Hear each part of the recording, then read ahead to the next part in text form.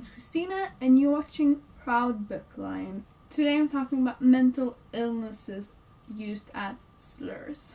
So if this video goes up as planned, which would be Saturday instead of Sunday, it's still Mental Illness Awareness Week.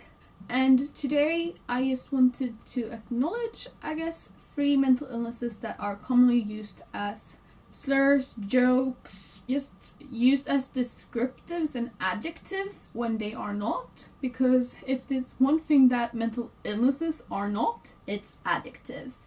Now, pretty much almost every mental illness has been and is commonly used as an adjective, sadly. I've heard so many different variations and I've heard everything from affective to personality to psychotic disorders being used as adjectives, but today I'm just bringing up 3 and then I'm also bringing up a couple of books with that disorder represented. So hopefully people understand that these illnesses are not just adjectives, and I think that when people use mental illnesses as adjectives is often not because they are condescending. It's usually based in ignorance because a lot of people know more about physical illnesses. Therefore, they tend to treat those with more respect, or they just see, for example, depression as being sad, when depression can manifest in a lot of different ways, and being sad does not equal having, for example, chronic depression. That's a huge difference. Not meaning that being sad cannot be annoying and not fun, and I mean being sad is something that nobody wants to be, but it's not the same as chronic depression, and it's really important to separate those two. When mental illnesses are used in the wrong context and with the wrong meaning, there's a lot of stigma that is created, there's a lot of more ignorance that is being spread, and a lot of prejudices and stereotypes occur. But let's get into those 3 mental illnesses that I've chosen to talk about today. Number 1 today is OCD. I do not have OCD, but OCD is not being neat, and you should not be using it as a joke or as a synonym for being neat. It's not always compulsively washing your hands. It absolutely can be, but going back and wash your hands once is not having OCD. Checking the stove that you've turned it off once or maybe even twice, that's not OCD. OCD, in order to be diagnosed with OCD, you need to have these either obsessional thoughts and or the compulsive actions that are being caused by the obsessional thoughts. You need to have these take up more than an hour of your day each day, and they do not have to be related with being neat and being orderly. And a lot of people that have OCD can live in complete chaos. Not everybody are very neat and very organized. It is not something that you have to do in order to be diagnosed with OCD, and it's a very common stereotype and it's a very common misunderstanding, and it's not a fact, but a lot of people treat it as a fact. But please, let's stop using OCD as neat. It's not being neat. But if you want to learn more about OCD, and if you're not wanting to read long articles or, for example, check Psychology Today, which is a really good webpage where you can find good articles, but if you're not interested in that and actually want to read some YA books, I have 3 recommendations for you. So first up, I have Every Last Word by Tamara Ireland Stone. It's about Samantha, and she actually has purely obsessional OCD. Like, she only has the thoughts. She does not act on the thoughts, but she still has these obsessional thoughts that she cannot control. And I think it's important to understand how the illnesses can vary and how they are not the same. Then I have History Is All You Left Me by Adam Silvera, and this is about a gay boy, and he has OCD and he has compulsive thoughts and behaviors. His own voices both for the gay part and for the OCD, which I think is really important. and I absolutely love this book too. Lastly, I have a book that I don't physically own, and that is The Rest of Us Just Live Here by Patrick Ness. The main character, Mikey, he has OCD as well, and I really loved that book, and he acts as well, so he has compulsive thoughts and behaviors, and I think it's so very crucial to have representation of mental illnesses in YA. The second illness I have today is bipolar disorder, because a lot of people use the word bipolar as short for the disorder to mean moody or extra, or wow, you're so bipolar, when somebody is a bit aggravated, a bit snappy, or fluctuates a bit between moods. Now, being moody can be a symptom of bipolar disorder. Bipolar is when you switch between depressive episodes and then like hyper episodes, mania, and it can vary a lot. A couple of people with bipolar disorder have depressive episodes that last for over years, and a few others switch like monthly. The mania periods only last for a couple of days or weeks because their bodies aren't able to handle that much, because usually they don't sleep and they're very hyperactive. But not all people are hyperactive. It's very important to remember this. Not all of them go down very deep into the depressive episodes. It's very, very personal, and bipolar disorder is a really common mental illness, just as OCD. It's probably one of the most common, and therefore it's very weird that it's very rarely represented in books, and a lot of people have no clue what bipolar disorder actually is, and how it's not being moody once or twice, and how it is not appropriate or okay to joke about or to pretend that it's a fun thing or anything like that.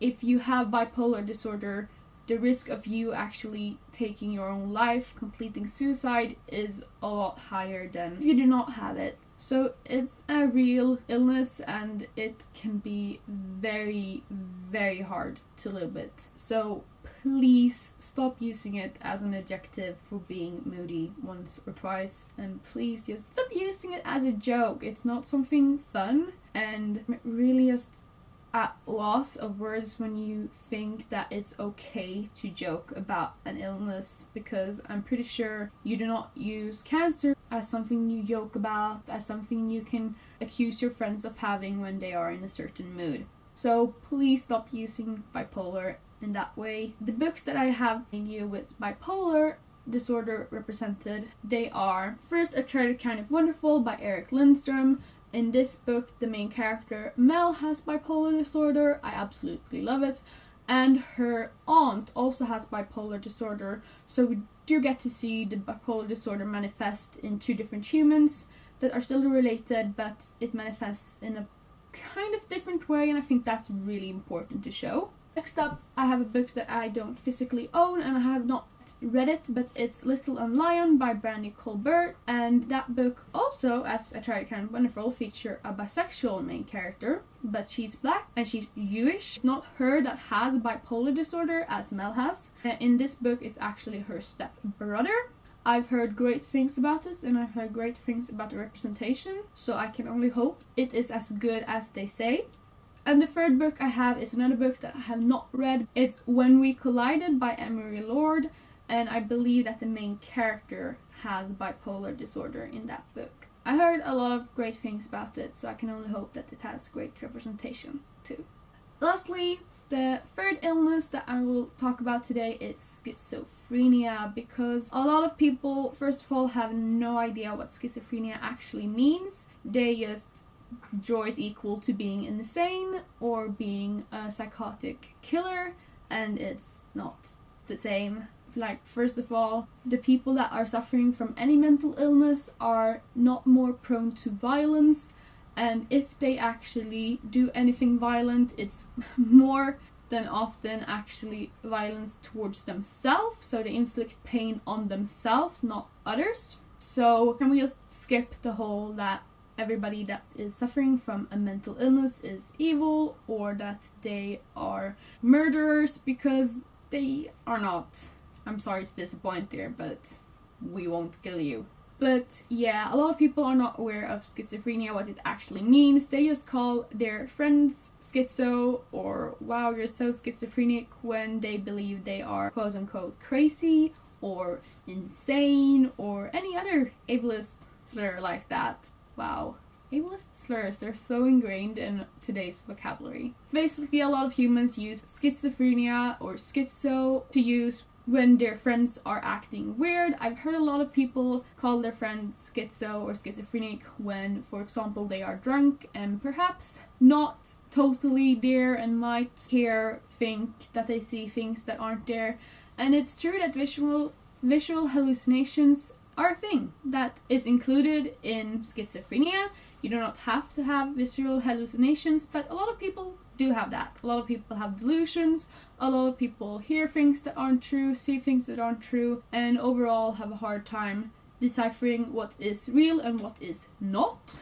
That, however, does not mean that they are in any way dangerous to you or me. It does not mean that they are any less intelligent, or that they are evil, or that they are totally confused, or that they are ignorant, or that they lack any abilities that we have. They are humans and they are living a life, and they are just dealing with something that we perhaps are not dealing with.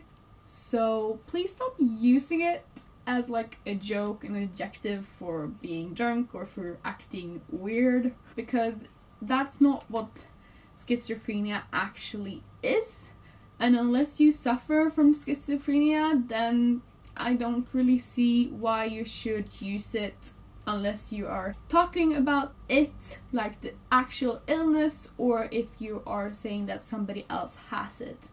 Because else that should not be in your vocabulary, especially not as an adjective, because you do not joke about any other illnesses, so why are you joking about this? It's not fun. And having people around you dealing with schizophrenia, that just makes you understand that it's not fun and that it's not something that you should joke about, as it affects life and you do not have any understanding of what it actually means for these humans. But here are 3 YA books that you could read if you want some more understanding, perhaps see some representation. First up, I have Made You Up by Francesca Sapia.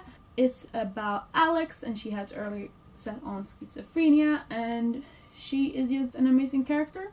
And I've heard that the representation is pretty well written, and I absolutely love this book. Then I have Gina/Finn by Kat Helgeson and Hannah Moskowitz. I really adore this book. One of the characters has schizophrenia. I want to place a trigger warning on death and trauma because it exists in this book, and I really loved it, and it deals a lot with fandom, so I always love seeing fandom represented. Lastly, I have a book that I don't physically own, nor have I read it yet, but I've heard great things about Schizo by Nick Sheff. I'm not really sure what it's about, but I know that the main character has schizophrenia, and those were 3 mental illnesses that are commonly used as adjectives, jokes, or just blatantly misused, and they are not correctly used.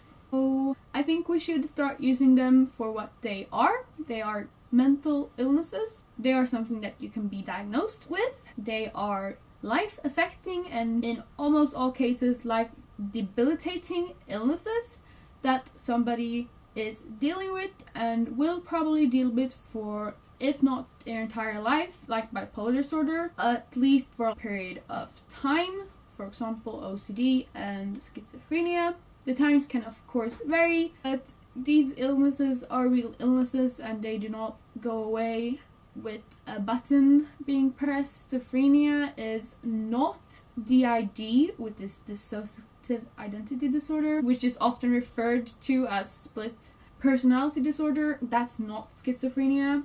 If you're not aware of what the words you are saying actually mean, if you do not know or have seen anybody or heard or read about anybody with one of these illnesses, then maybe stop using the word until you've educated yourself. Today's society, we have Google, we have so many books, so many resources, so many documentaries and movies. You cannot blame somebody else for not being educated at this standpoint. It's okay if that's not your priority, but do not say that you lack the resources or that you have been unaware of how to stop being ignorant, basically. I understand if you've never been aware of it, that's okay, but it's an easy fix, and I understand that these words are ingrained in our vocabulary. I can still find myself calling or saying or typing or writing words that I do not want to write anymore.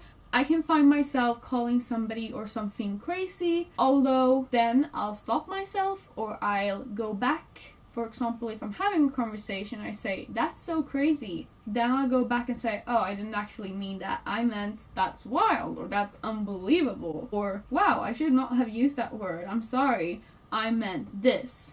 That's okay. I try to, but I'm not very good at calling out my friends and family and other people around me when they use ableist words and when they use mental illnesses as something wrong, but I'm becoming better at it. And what I learned that I try to use is when somebody says something and I don't actually want to direct it at them, I say similar things but with a better wording. For example, wow, that person is so OCD, right?